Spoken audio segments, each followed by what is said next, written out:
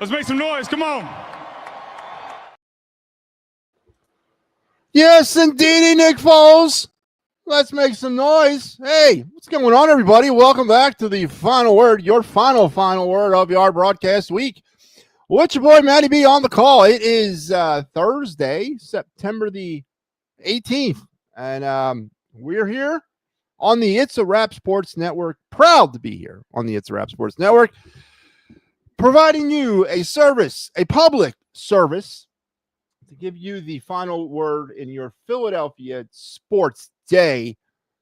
And it's a responsibility I don't take lightly. So I'm glad to be back. Again, our final episode of our broadcast week. We've reached another week. A weird week. I mean, I did 3 of these. I don't even remember how many I did. Yeah, I don't think Sunday, Tuesday? I didn't do one last night. Yeah, I was doing post gaming at 1 a.m. last night. So yeah, 3 out of 5 ain't bad. It's a decent batting average. What's that? 750-ish. Yeah, I'll take that. But we're here, and we're going to send you out into the weekend on a positive note. That's the only way I know how to do it. Yeah. And tonight here on the program, we're going to get you set and ready for what's coming up on your weekend in Philadelphia sports, as well as recap some of the things that happened. Not much today. No baseball today. Eagles were back at practice as they are preparing for the Rams Week 3 battle at the Link. We'll get into some more of that. For those of you that missed it, go back and check it on the YouTube thing. Me and Kyle Quinn, we cut up the Birds blast today. I think the Eagles will win this game. I have the Eagles winning 28-24. Not because I'm a firm believer in what the offense is doing.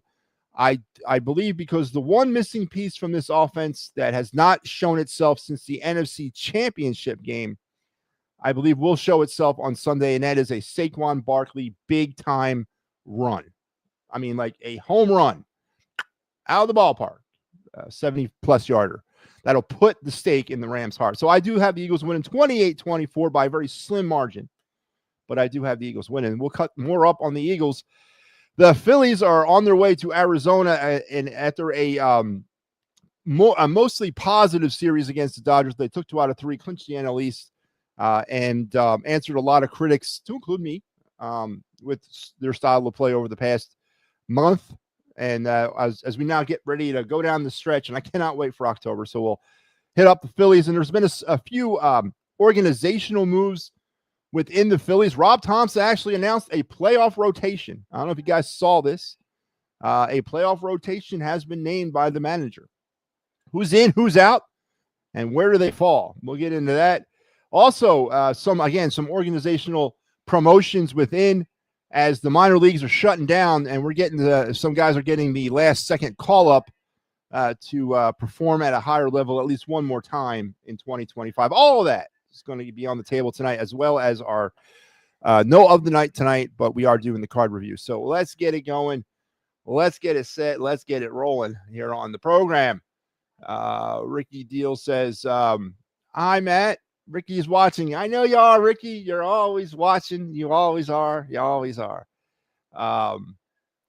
Joe, my friend, what is up? Mickey Delaney checks in. Mickey, how are you? Oh, my God. This is a first. Hello, my love. This is my daughter, Kylie Benarchek, checking in from Ohio. Celebrated her 20th birthday a couple nights ago. Happy birthday again, my love. I'm glad you're checking in. You need to like, share, and subscribe. Tell all your little friends too. All right, Daddy needs some help. So make sure you're liking, sharing, and subscribing on all social media platforms. I will see you soon, love. I promise. Here in a few weeks. So, wow. Let's see the fruit of my loins checking in. My beautiful oldest daughter, Kylie. Peppernick says, when Trey Turner returns, where would you bet Bader in the lineup? We'll get into that, Peppernick. We'll get into that. Look at that. Peppernick saying, happy birthday, Kylie. Stay away from my daughter, man. I got 2 more. I got 2 17-year-olds, twins. They'll be 18, graduating high school this year, along with a 17-year-old who's actually a 17-year-old to-be stepdaughter, who her birthday is tomorrow, and a 14-year-old stepson. So large family that I'm rolling here in 2025. But let's get it going. Let's get it strap in, strap on, strap it up, and put your head, or keep your heads, hands, and feet inside the car at all times. And let's roll with this. Your night in Philadelphia sports history, or your day in Philadelphia sports history. Back to the ripe year of 1999. Not to be confused with his first start, but on this day in 1999, number 5, Donovan McNabb made his first appearance as an Eagle quarterback, coming in relief for Doug Peterson in the second half of a 19-5 loss to the Tampa Bay Buccaneers. McNabb would go on to become franchise leader in pass completions, passing yards, and passing touchdowns. And coincidentally, on this day in 2013, the Eagles retired Donovan McNabb's number 5. So a Donovan McNabb day for you all here on the network as we celebrate Donovan McNabb Day on the It's a Wrap Sports Network. He made his very first appearance as an Eagles quarterback back in 1999. And in 2013, on this day, his number was retired by the Eagles, coining, of course, the more colorful saying that number 5 will always love you. And Donovan, who gets lost in history, I think now, that he was part of a very special time in Eagles history. You know, the Eagles were a newly minted good team when Donovan and he was sort of the pilot of that, along with Andy Reid, and then Brian, the players that would come along, Brian Dawkins, Brian Westbrook. That was the first era of solid, consistent, winning Philadelphia Eagle football. And unfortunately, for like most pioneers, the ones that are first out front, they get kind of lost with time now that the Eagles have gone on and won 2 Super Bowls. And all the nonsense about pinning Jalen Hurts as the greatest quarterback in Eagle history, which is Homer stuff on all kinds of levels that I don't want to go to. Donovan gets lost, and yes, the stigma that he didn't have it to take it home to seal the deal, the throwing up nonsense, the relationship with Terrell Owens, not coming up big in those big moments, will always haunt him. And, he will not be a Pro Football Hall of Famer. I don't think he has a snowball's chance in hell of being that. But he should be and is rightfully recognized here in Philadelphia as being one of the greatest quarterbacks in our franchise's history. And that's a question that everybody likes to throw up now. Who is the greatest quarterback in Eagle history? And unfortunately for this organization, a franchise that's been around since 1933, most of that has been terrible football. I mean, just bad. It's not until this, and I'll give Donovan, again, another kudo, starting with his generation, that was the start of the consistent winning in Eagle football history. So going back earlier than Donovan McNabb, and, I guess you could toss Jaworski and Cunningham into the mix a little bit as well, but there haven't been that many, or if any, dominant quarterbacks that have ever played here. Nick Foles is, in my opinion, the greatest Eagle quarterback because, well, I don't know. What he did in 2017, I defy anybody to do again. But, it's an argument that there is no clear-cut winner here. There is no Joe Montana that ever played for the Eagles. There's no Tom Brady that ever played here. There's going to be an argument. There's going to be camps for different types of quarterbacks. Mike Vick probably has a camp. Randall has a camp. Donovan has a camp. Jalen has a camp. Nick Foles has a camp. Jaworski has a camp. So we're going to argue that back and forth because there's no clear-cut, defined greatest quarterback. And, is it stats? Is it wins? Is it Super Bowl titles? What defines the greatest quarterback in NFL history or Eagle history? It's going to be a debate until we find or ever get that guy, that guy, that elite generational type quarterback, that Pat Mahomes, that Tom Brady, that Joe Montana. Until we get one of them, the argument will go back and forth, and they're all valid arguments. Every single one of them, including Jalen Hurts, is a valid argument. But on this day, in 1999, Donovan McNabb made his first appearance as an Eagle quarterback. And then also on this day in 2013, the Eagles retired his number 5 jersey, and he coined the ever-popular number 5 will always love you. And that has been mocked, ridiculed, and destroyed throughout the years since he said that. Kaepernick says, I got three. I know. I wish we had Jim Johnson as a defensive coordinator. What are you talking about? Like the McNabb years we have him now? Still. Matt, got a new guy going live in a couple weeks. Who's that? Are you debuting somebody on my network, Ricky Deal? Are you making executive decisions without the executive in charge? Who are you talking about? Who's the new guy going live and on what network?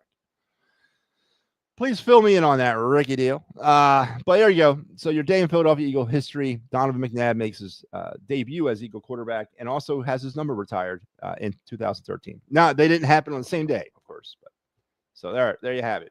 Pretty colorful one. I liked it. You know, nice day in Philadelphia sports history. A lot better than talking about getting no hit twice in a month, as the Phillies did earlier this week in history. So there we go. So I guess let's get on with the conversation. What do we come here to talk about?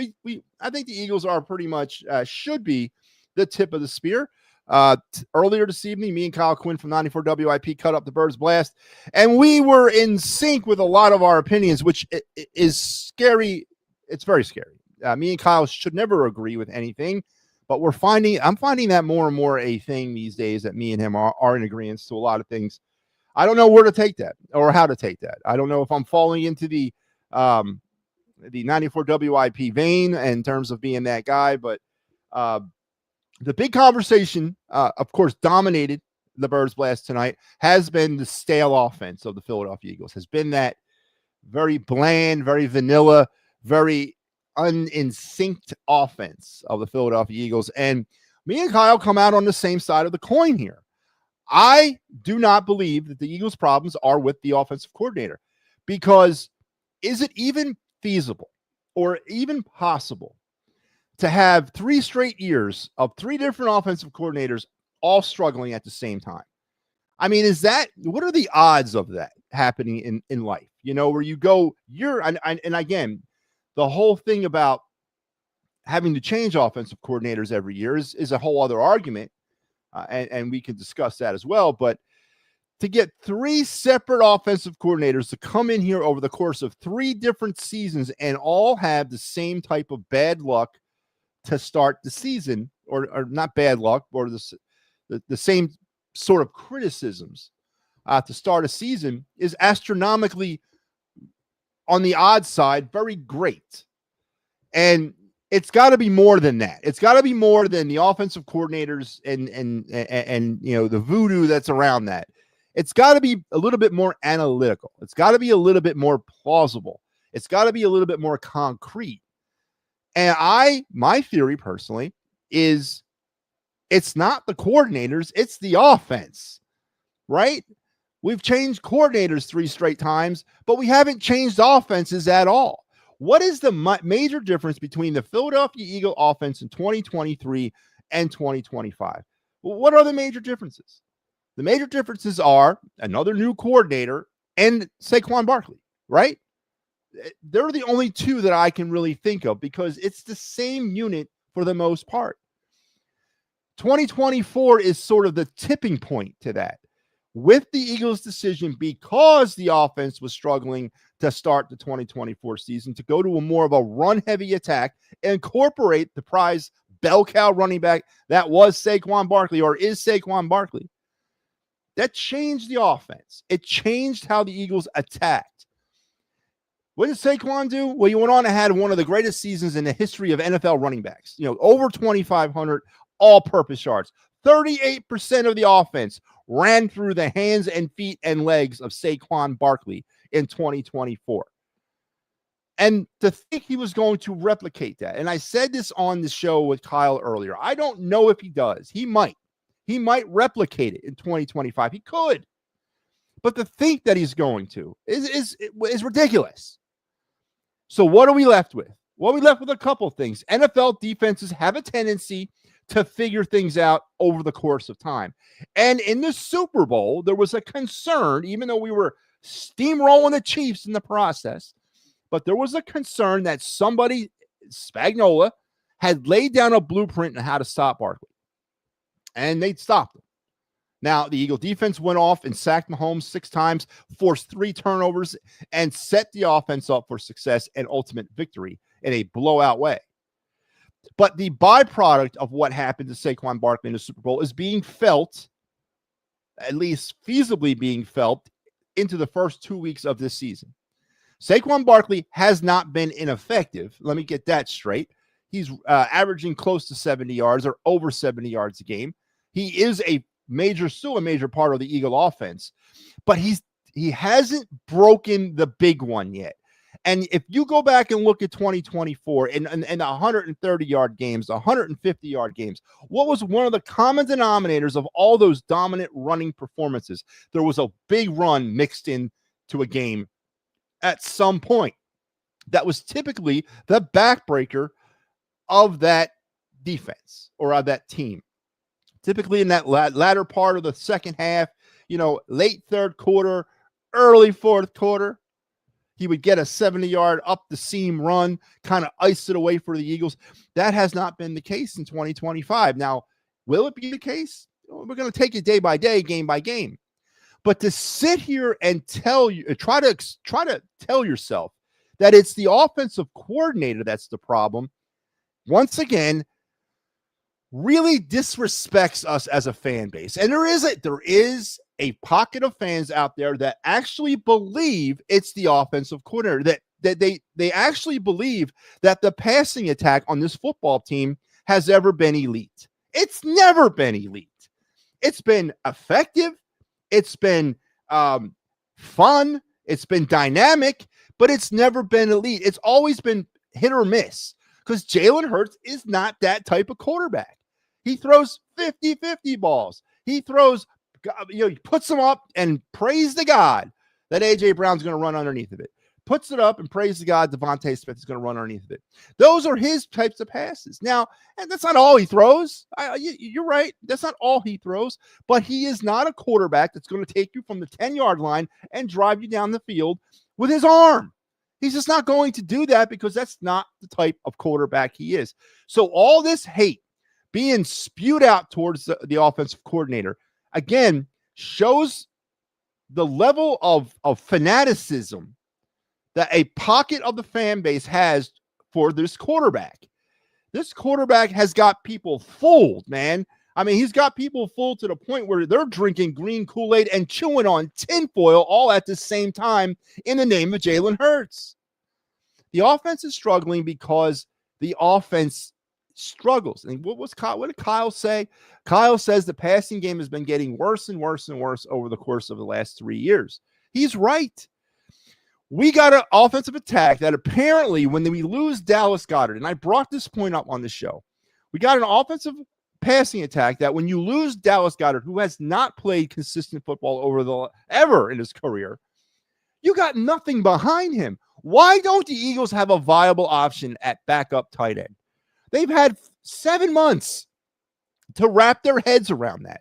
They've had 7 months to fix that problem, but nothing has come from it. We got nothing behind Dallas Goedert. Is Dallas Goedert really going to make it through the rest of this? He's already missed a game. He's trending like he's going to get back in week 3, but how much can we rely on Dallas Goedert? And apparently, that's the only time the Eagles will throw the football to the middle of the field. Eagles threw the ball to the middle of the field. Jalen Hurts threw the ball to the middle of the field 4 times in week 1. He threw it to the middle of the field, none in week 2. So an entire swath of that football field was cut off from the offensive attack. They didn't use the middle of the field for the passing attack at all in week 2. How is that possible? How does that happen? And you're telling me this is an elite passing attack? The other side of it is, to me, a very viable point that I don't agree with, but I can believe it. The preseason, the lack of reps. We talked about it heading into week 2. I said, I think when I was doing the Birds Blast with Big Al, you don't play your starters in the preseason at all. You don't play them. So you waste that opportunity to work on anything, any sort of chemistry, any sort of communication, any sort of on-the-field maneuvering during the preseason because you don't play your starters. And I'm not sitting here knocking that. I understand the bigger picture, staying healthy, But then you come into the regular season and you wonder why you're not optimally performing, and you're trying to work out these bugs in games that actually count. I'll never understand that. I'll never understand that way of thinking. Maybe that's a new generational millennial thing. Maybe that's what it is. Maybe that's how the millennials think. But to blame the offensive coordinator for the Eagles' struggles through the first 2 weeks of the season, I don't know if it's, again, the blind faith towards Jalen Hurts, the blind faith towards Nick Sirianni, the blind faith towards Howie Roseman, the almost cult-like belief in these individuals that they're something more than they really are, or it's actual. We just don't have. We're not as knowledgeable football fans as we claim that we are. Because how can you look at what's happening with the Eagles right now and not instantly be taken back to the first 4 weeks of 2024 and the last 7 weeks, or I should say the whole damn season of 2023? How can you not go right back there? Because we're talking about the same stuff yet again. It's almost like an annual rite of passage with this football fan base. We're blaming the offensive coordinator yet again for the team's struggles. I have heard nobody in any of the outlets that I've listened to, and I don't listen to much out there because it's the It's a Wrap Sports Network or bust for me. But the stuff that I have listened to, there has been no player accountability given to the problems with the offense. It's all about Kevin Padula. It's about hanging the guy up to dry. It's about, he's over his head. He's the Eagles have not learned their lesson about internal hires.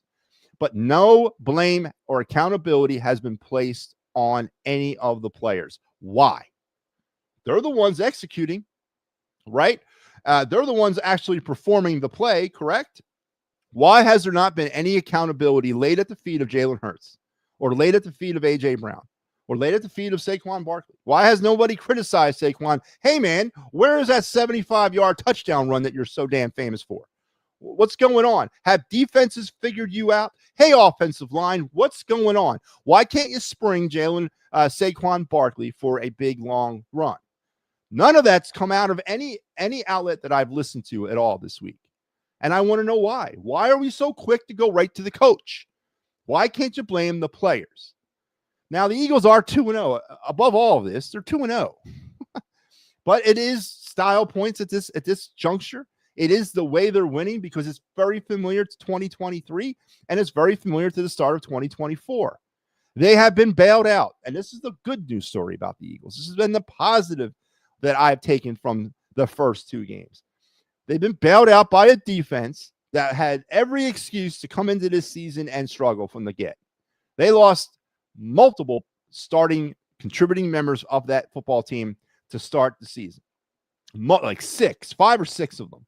They replaced them with free agents and some draft picks.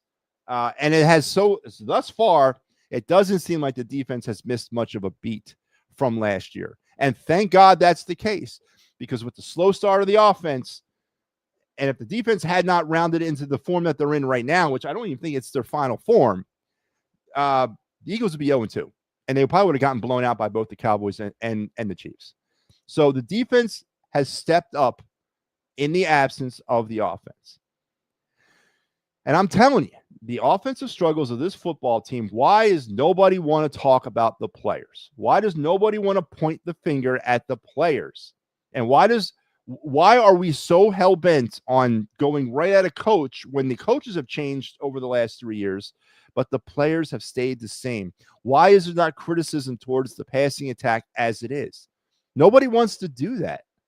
Nobody wants to lay the blame, as I said, at the feet of Jalen Hurts.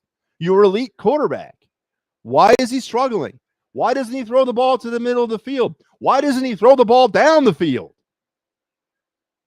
And why won't, if you want to come up on the side of the coordinator and say it's the coordinator's fault, why won't they let him throw the ball down the field? Why won't they let him throw the ball to the middle of the field? Why are we not asking those questions instead of going right at blaming the guy for a bad game plan and not making proper adjustments? Listen, these are NFL coaches. They're not Nimrods. If something's not working, they're going to try to fix it. But why hasn't Jalen Hurts been turned loose on defenses?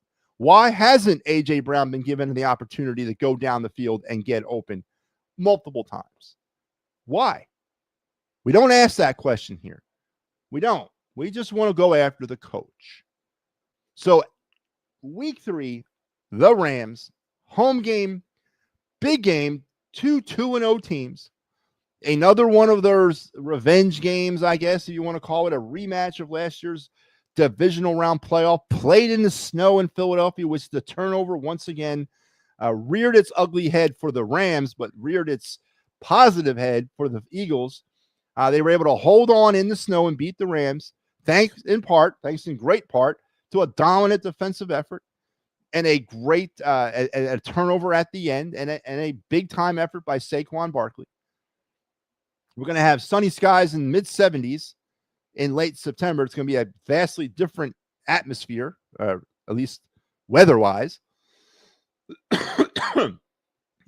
Are the Eagles going to come out on Sunday and win this football game? I listen, it's not going to be a blowout. It'll be a back-and-forth type of game, and I think the difference will be Saquon Barkley. I'm thinking that's going to be the game that he actually does show you something, rounds back into some sort of form, has one of those big breakout runs, and I think that's the difference in this game. What am I looking to see from the offense? I said it on the show earlier, a little bit more creativity. Kyle wants the Eagles to take chances down the field. He's willing to accept a turnover, an interception on a 25-yard deep ball versus this type of bland offense. And there's a part of me that agrees with that. You can't win if you don't play. So if they don't throw the ball down the field, they can obviously never complete a ball down there. But I go back to that question. Why won't they let him do it? Why is Jalen Hurts being, tied up and not letting the ball fly? Has Tom Brady, an elite quarterback, ever been told, hey, man, no, you're not going down the field. We're going to stop you from that. Oh, and by the way, you're not going to use the middle of the field either. We're going to cut you off from that because for whatever reason.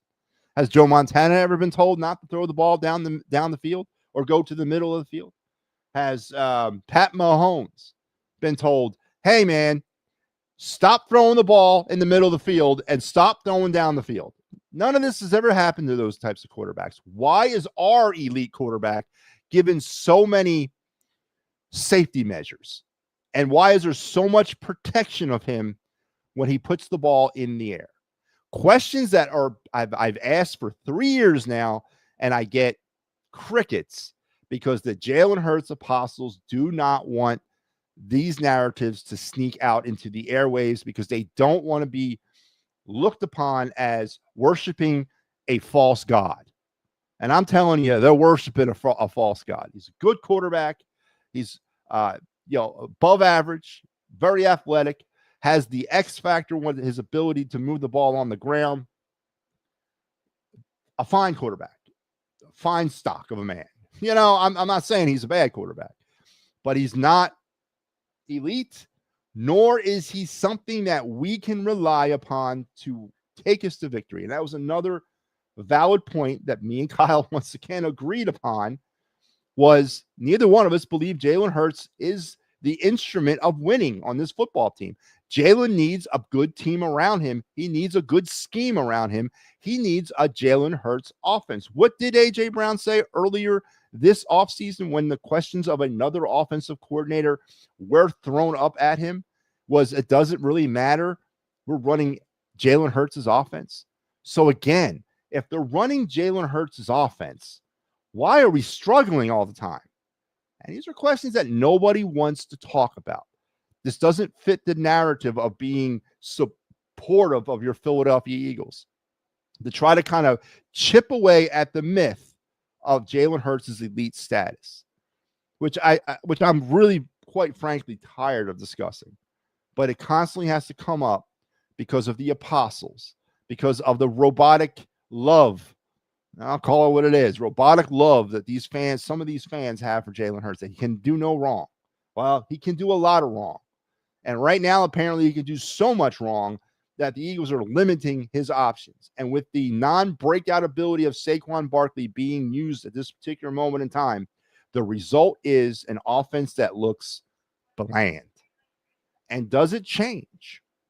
Of course, it's going to pick up. Of course, they're going to get those games. Of course, Saquon's going to round in the form, hopefully.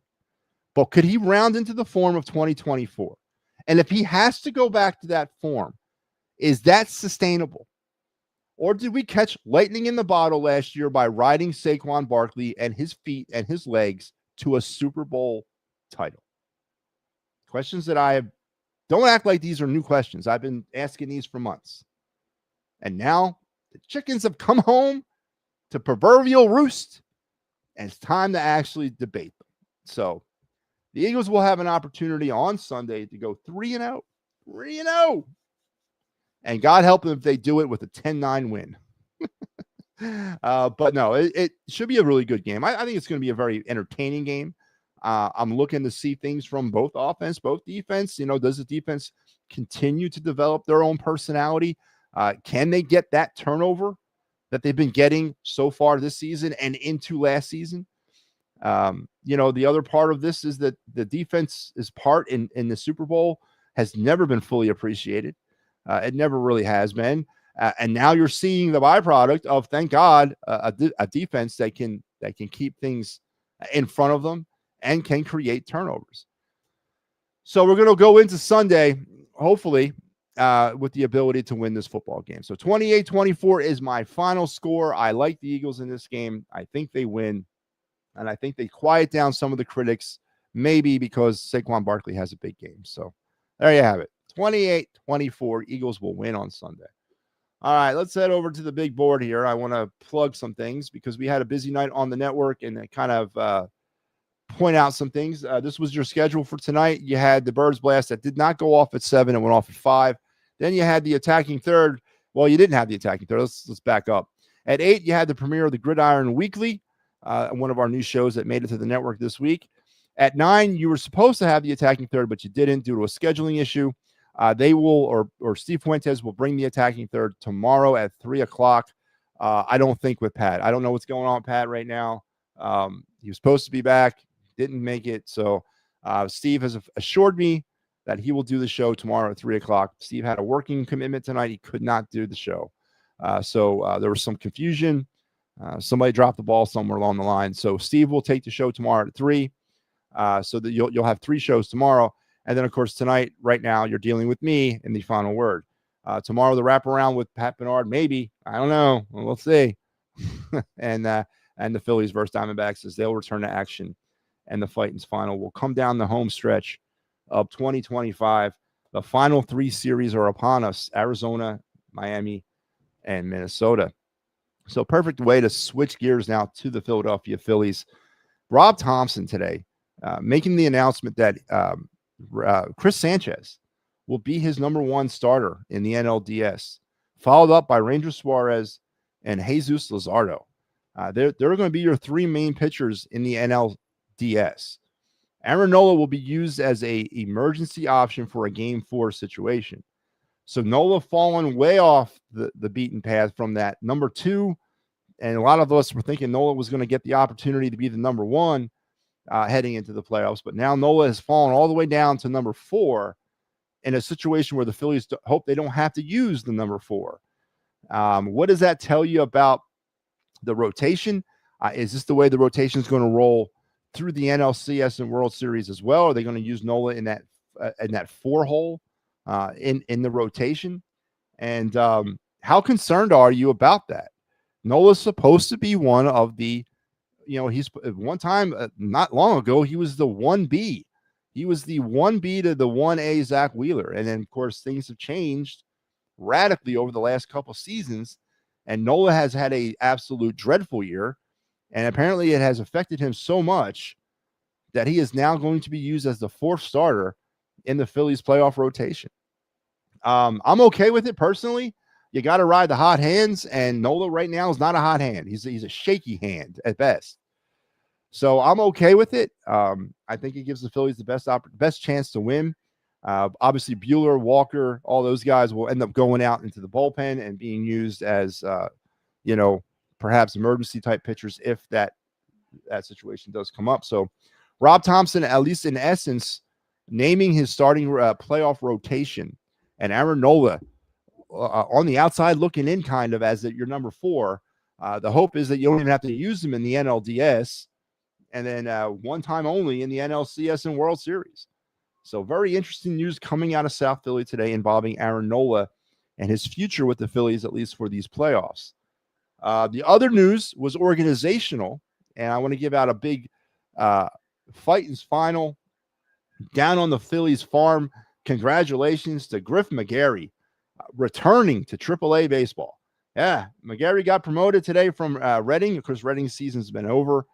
He is now on his way back to AAA after falling on some hard times, McGarry did. But he really rebounded this year. Was probably, and at the end of the, I'll tell you how we're going to wrap up the Down on the Phillies farm segment in a pretty little bow and bun a little bit later on. But McGarry, who was once, talked about in the same breath as Mick Abel and Andrew Painter, definitely fell off.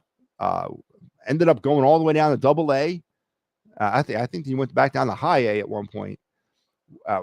Refigured things out, reapproached it, reworked it, and came back as he made his way back through. Had a strong year with Double-A, very strong season with the Fightin' Phillies, and now he is back up at Triple-A for at least one more start to end up his season. So congratulations, Griff McGarry, for fighting your way back to Triple-A, and hopefully, as we enter 2026 with a lot of somewhat question marks around our starting rotation, with the injury situation with Zach Wheeler, with Aaron Nola's future, with the free agency of Ranger Suarez, is Griff McGarry, Andrew Painter, are these the names of potential starters in 2026 for the Phillies?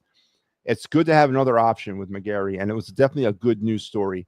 Probably could toss Gene Cabrera's name in there as well as another dark horse candidate to potentially make this staff coming out of spring training. But Griff McGarry on his way to AAA, which to finish out the season. So congratulations, Griff. Here's at you for a strong end to a strong season overall. And with that being said, we've been doing the Down on the Phillies farm segment since the season began, where we highlight the week that was in the Phillies minor leagues. And over the course of the last few weeks, we've been getting one team less because seasons have been shutting down. And this week we'll finish it with just the Iron Pigs, because they're the only minor league affiliate still playing right now. And they'll finish their season on Sunday because they've been mathematically eliminated from the playoff contention race in the International League second half. So we'll wrap up with the Iron Pigs on Sunday. And then next Sunday, on the season or the regular season finale of the Phillies game, Phillies Twins, we will do the year that was in the Down on the Phillies farm. We'll go back through all levels, all 5 levels, and highlight the players of the year for each one of those teams, and wrap up the Down on the Phillies farm segment for the year. Again, it's very bittersweet that we're talking the end of minor league baseball. That means the end of baseball is coming, but the best part of baseball is also coming. So it's bitter. That's why it's bitter and sweet all at the same time for me. So congratulations to Griff McGarry for getting a call to AAA. How many victories are the Brewers from the Phillies? I think there's, 4, 3? There were a game and a half. Some question was asked earlier here in the show. Let me go back to, I think Papernick did. When Trey Turner returns, where would you bat Bader in the lineup? I think this has been one of the more popular questions asked over the, and I'm sorry I missed this, Mike, but one of the more popular questions asked through this run of the last 3 weeks. With the emergence of Harrison Bader, where do you bet? Well, you ride the hot hand. But the question then goes, if you're going to commit to Bader in left field, right? Is that what we're committing to Harrison Bader in left? Or we're committing to him in center, but we're also committing to Brandon Marsh somewhere. So what are we doing with the right field? And what are we doing with Nick Castellanos? I think the bigger question is not where I bat Bader in the lineup, is what am I doing with Nick Castellanos? Because doesn't that have a domino effect with Castellanos if you decide to keep Bader in your lineup? And I'm not saying that it's the wrong thing to do, especially lately. The hot hand is Harrison Bader. Max Kepler's been hot. Castellanos has almost sort of played his way on out of here, kind of mopes around looking like, he's playing the victim. Obviously, his days as a Philly are probably numbered, but can you justify sitting $20 million a year? And that's the big question. And thankfully, Rob Thompson, I said this the other night, had the courage and the stones to do that. And it was the better move for the ball club. So if I'm committing to Harrison Bader, leaving him in my playoff lineup, am I also committing to sitting Nick Castellanos as a regular outfielder in the 2025 postseason? And that's a big story. That's a big move for this team. That's taking one of your core players, like him or not, accept that or not. You're taking one of your core players out of the lineup, and you're going with a different lineup that doesn't involve a player that's getting paid $20 million a year. So I don't know how that looks on the franchise or how that looks on the organization or how Dave Dombrowski looks at that, or if there's a problem with that. Does Dombrowski say, no, I don't care, sit Kepler, but Kepler's not the hotter hand. I don't care. Kepler is not getting paid $20 million a year. I mean, that's the bigger question for me. It's not necessarily if Bader stays and where he plays or where he bats. It's what do you do with Castellanos? That's the question. But to answer the question that Papernick is asking, I bat Bader second. I bat Turner first, Bader second, Harper third, Schwarber fourth, Real Muto fifth. Probably put Marsh sixth, Kepler seventh, and then what would it be? You would be going down or Marsh sixth, Bohm seventh, Kepler eighth, Stott ninth. There you go. That would be my lineup heading into the postseason. And yes, Bader would stay in my lineup, at least for the time being to start the playoffs. So to answer your question, Mike Papernick, I'd bat him second in my lineup. And I would definitely keep him going. And I would bench Nick Castellanos, if anybody cares to know. I would sit him. I'm done with him, man. I'm done with his wild swings. I'm done with his, very erratic play. I'm done with it, man. And honestly, and again, from a byproduct standpoint, a positive byproduct standpoint, you got a reliable, well, I shouldn't say reliable, you got a viable bat coming off the bench. And you eliminate the Jake Cave situation from ending your season. At least feasibly, you could go down and hold your head up higher and say, well, Nick Castellanos was the last at bat. At least we sent up the best we had in that position or in that situation to try to preserve our season. And it takes that Jake Cave, that's terrible decision. I don't know why you would send him up. But anyway, it's going back to 2023. But it takes that whole nightmare scenario out of being if you have Castellanos on the bench. And also, I think Otto Kemp needs to be on that bench too. Absolutely. I need to keep Otto Kemp on the roster, on the bench. He needs to make this postseason roster to help out this team. So if the Phillies win the World Series, would you say the Phillies no? How that has absolutely nothing to do with the Logan O'Hoppe trade. See, I get villainized for my standpoint on that trade. I thought it was a bad trade. I still think it's a bad trade.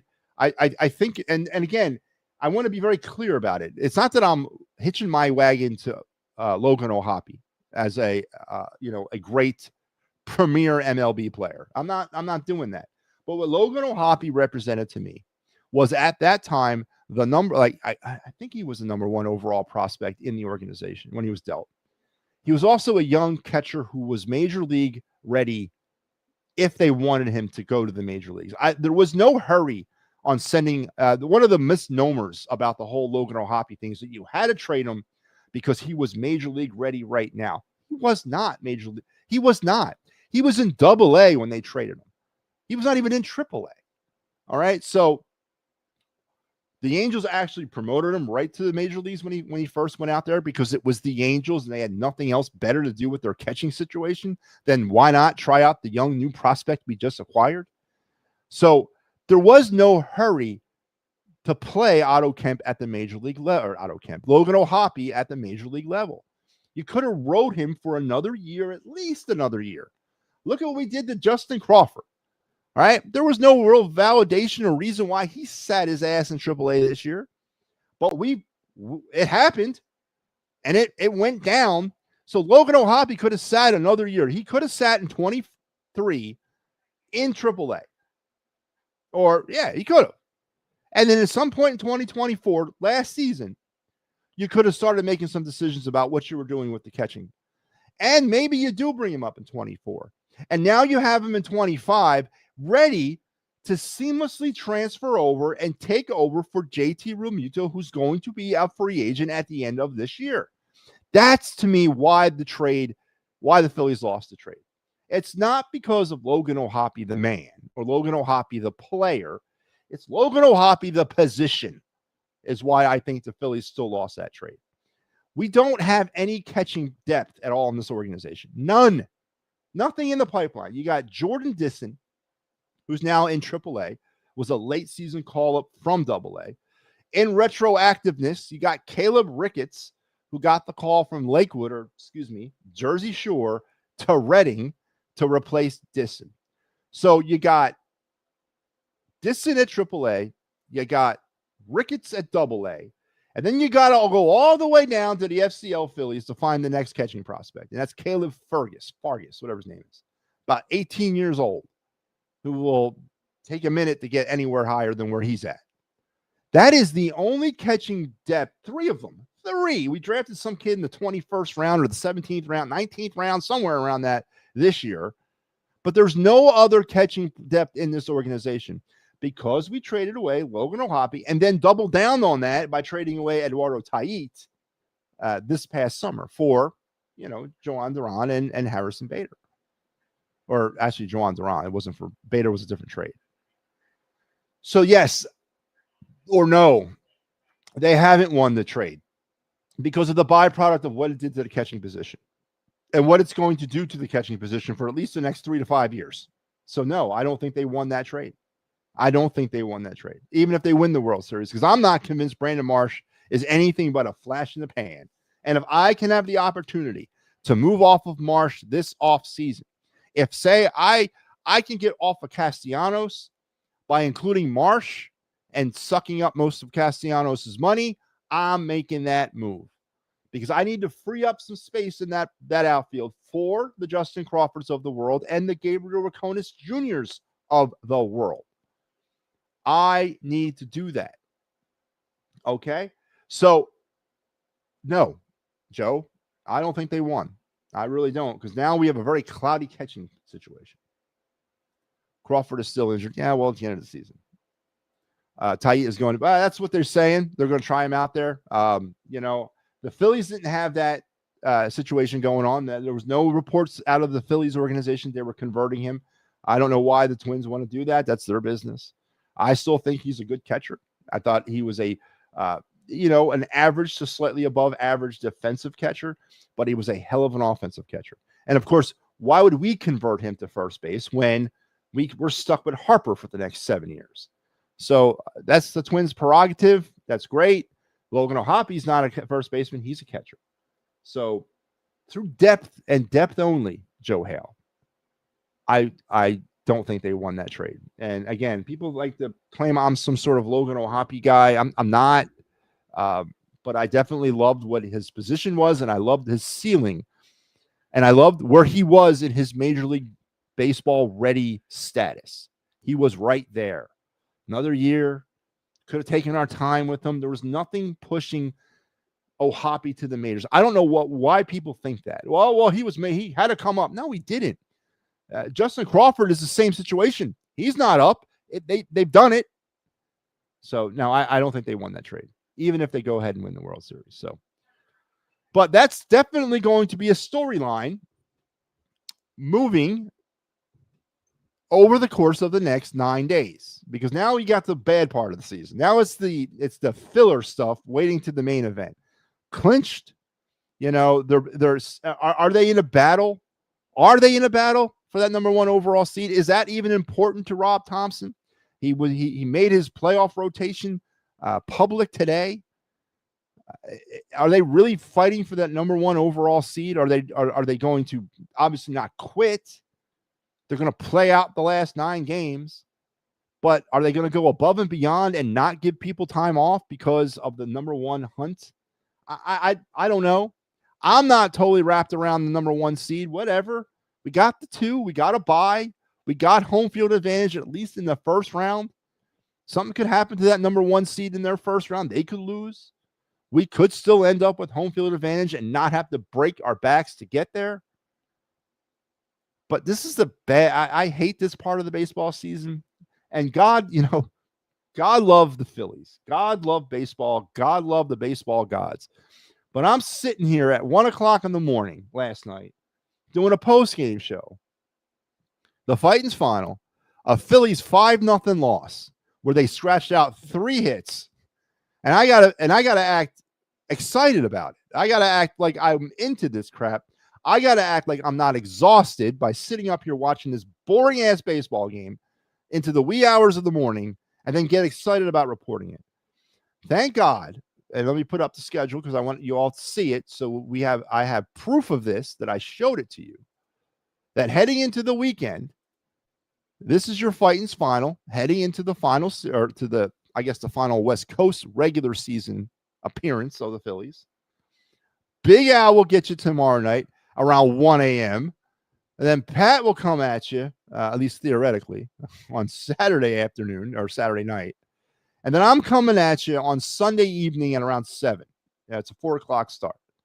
So I'm off the late night crap. We're back on somewhat of a regular schedule.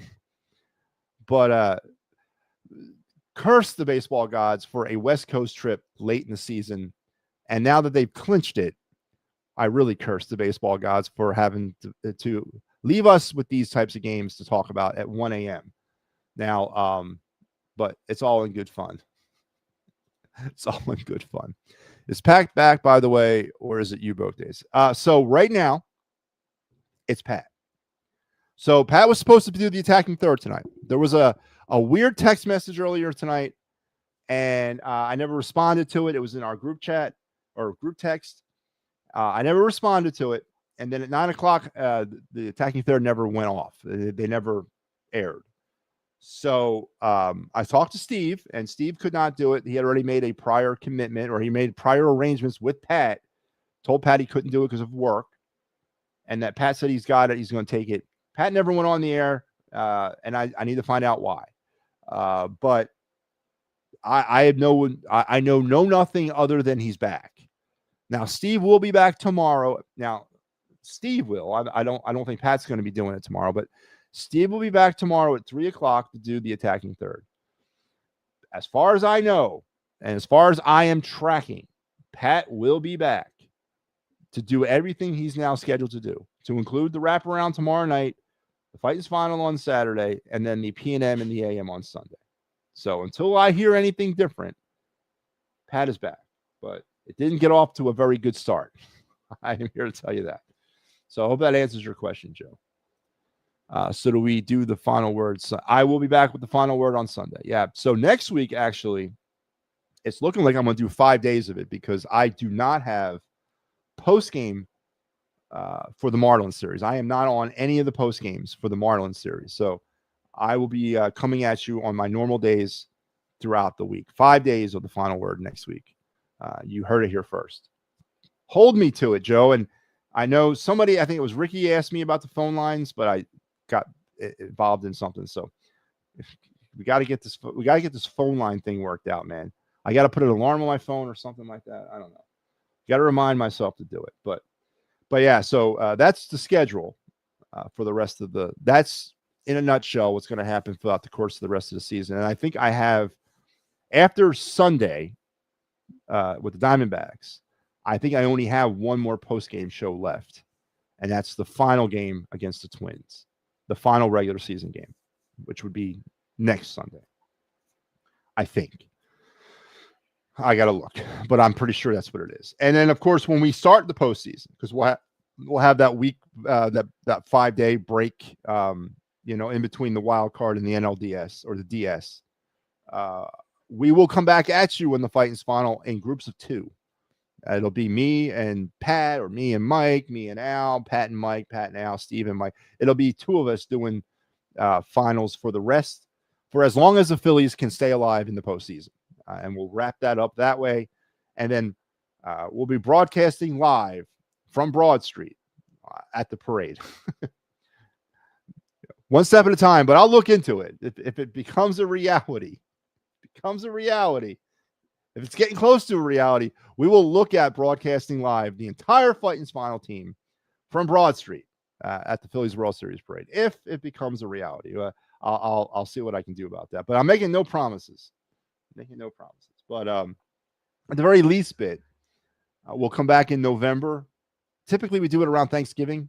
It's sort of like we actually let it air on Thanksgiving, where we do our season review show of the Fighters final, and then we shut it down until our season preview show in 2026, which will be about a week before. Typically, it's a week before the regular season starts. That's when we do it. That's Sunday before the regular season, which, of course, the Phillies, if you guys are not know this, they will open up 2026 at home against the Texas Rangers. Yep. March 26th, I believe, is the date. March 26th at home against the Texas Rangers at the bank. And that's your season opener in 2026. So mark the day on your calendar. I already have. Matt Auerman. Okay, Ricky, I believe you, man. Please hold me to it, brother. I really, please do. But the Phillies are on their way. Eagles are on their way. Nothing coming out of the Flyers camp. None from training camp today other than a bunch of publicity shots and all that crap. So nothing coming out of the Flyers, but we're getting closer and closer to the Flyers. We'll be back at some point around the 7th, 6th of October, and we'll do our season preview show. And then we'll start it up. The Clear the Ice will return on October 9th against the Florida Panthers, as we'll get season 4 of Clear the Ice underway.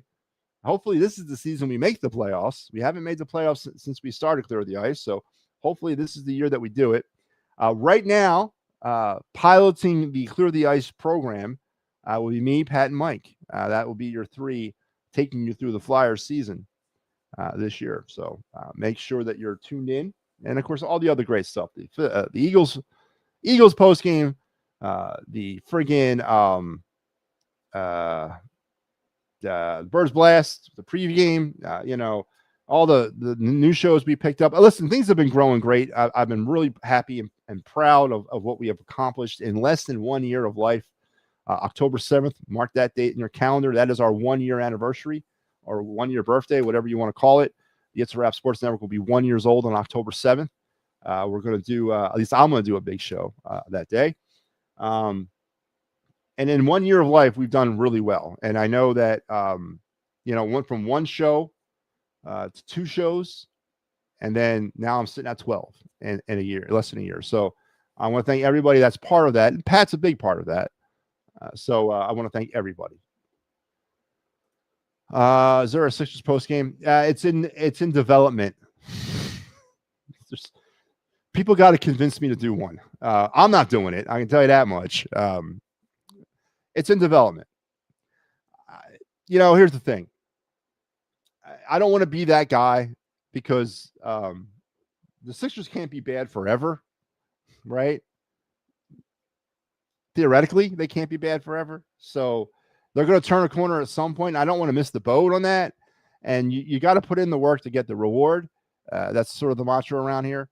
You just don't jump in on a championship. Like, for example, if we don't do a Sixers post game and then all of a sudden they make a run to the finals, we're not going to do one then either. You know what I mean? We're going to have to let it all go. And you don't want to do that. You want to be part of the pulse. So it's in development. There's been discussions about it.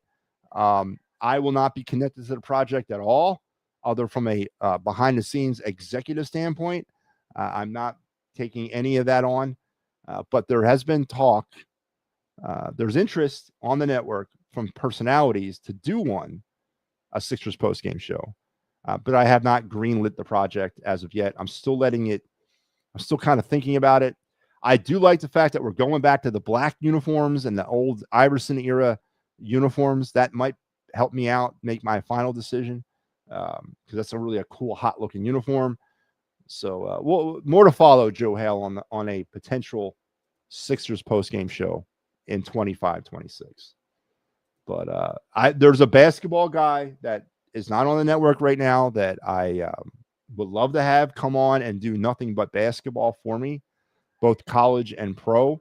But he's involved in other things, and this is not really feasible for him right now.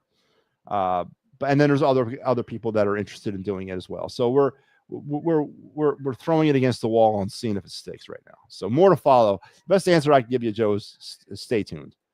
But let's head now to our final part of our show. We're over an hour. Let's do the cards.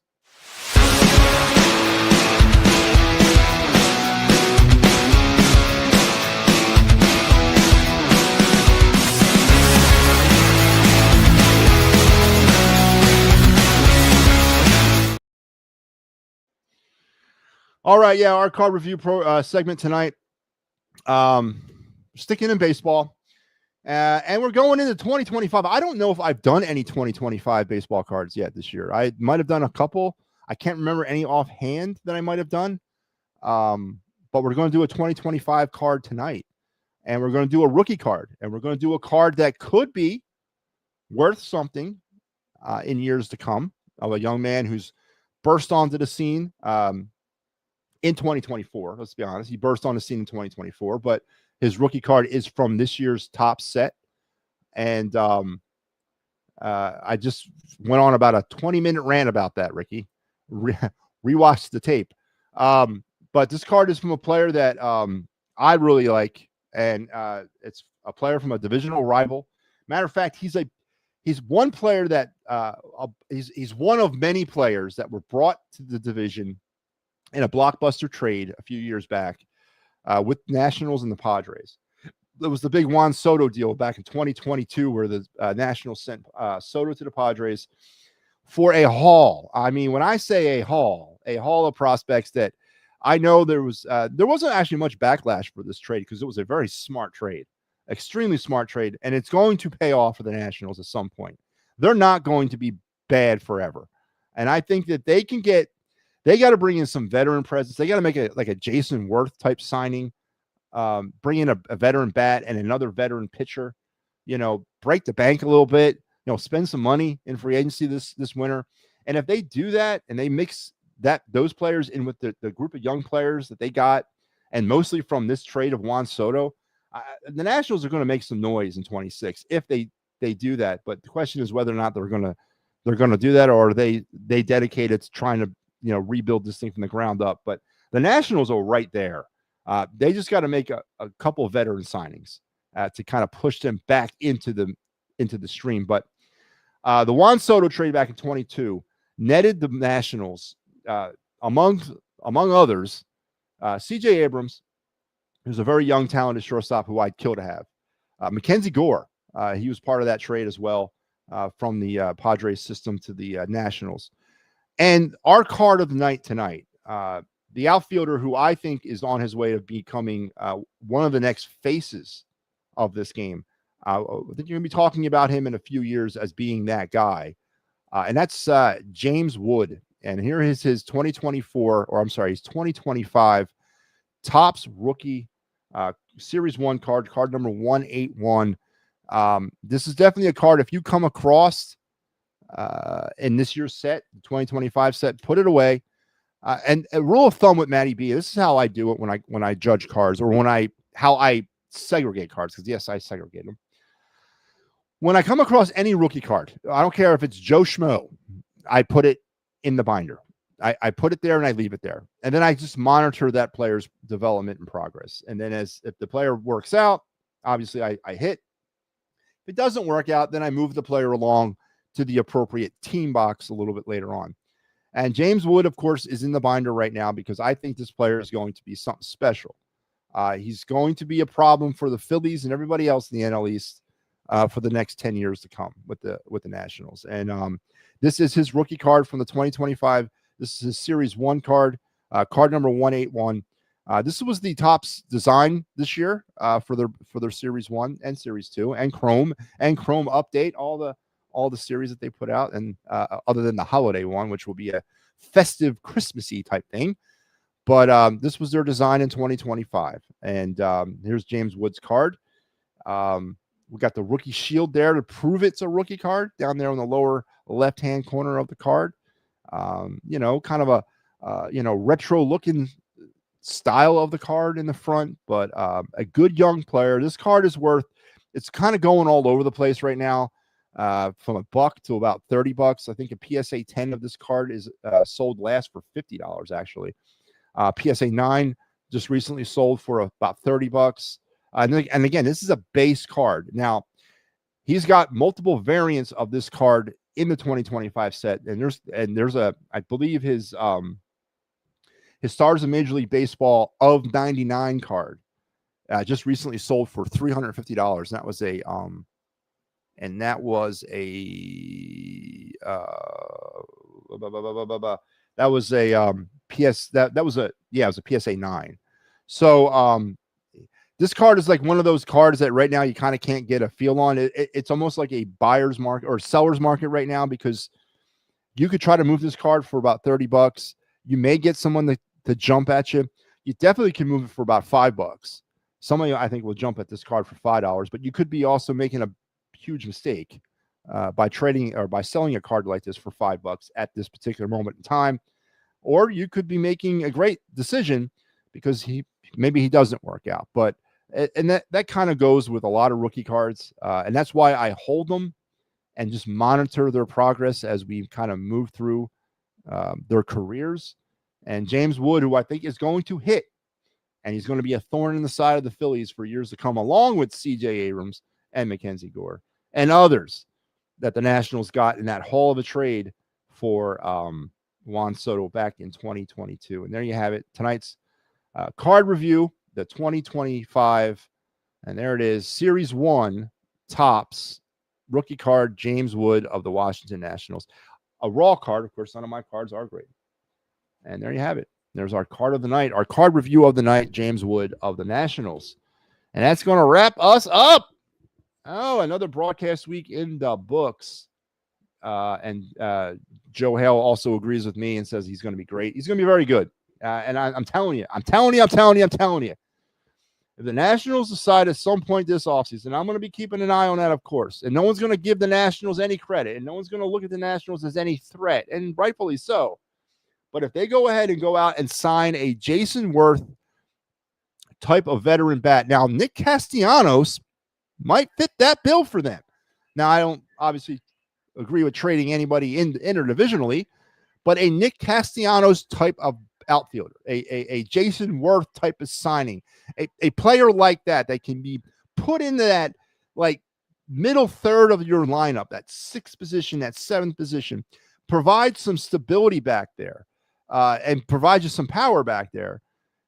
And then you go out and you sign maybe a marquee starter, on the younger side to go along with all the young players you have. I'm telling you, the Nationals are not going to be that far away from making noise. Now, I'm not talking about winning a World Series or challenging in the National League, but definitely out of the doormat, out of the basement of the NL East and kind of creeping up in that very ultra competitive division. And teams like the Phillies, who are on the other side of this, they're at the top, and it looks like they might be coming down a little bit because they're starting to lose some of their veteran core.